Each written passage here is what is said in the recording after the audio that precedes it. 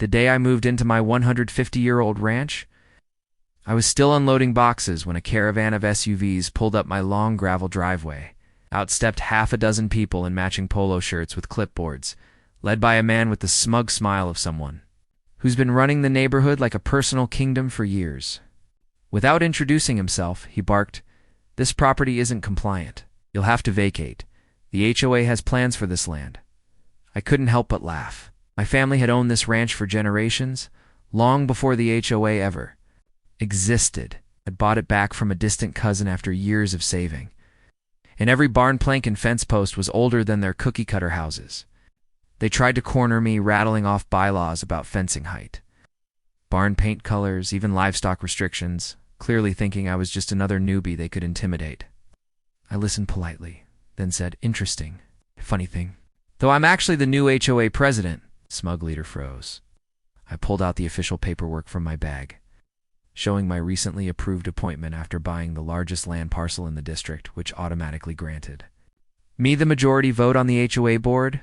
They stammered, accusing me of lying, until I pulled up the HOA charter on my tablet and pointed to the clause they'd clearly never read. Their clipboards went down. Faces went red. It turned out the previous president had quietly resigned after a scandal, and the HOA lawyer, eager to avoid legal battles, had already processed my application weeks before I even moved in. In that moment, I decided to make my first official act as president.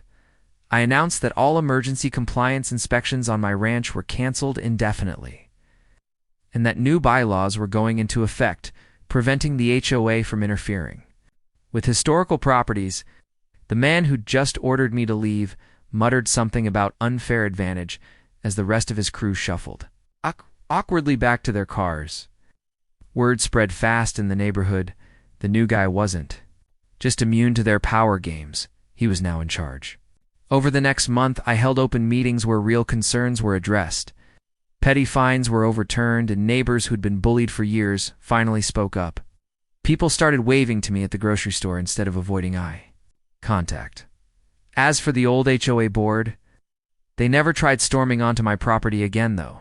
I suspect a few of them still hear the sound of my boots on the gravel and remember the day they learned the ranch they wanted didn't just have a new owner.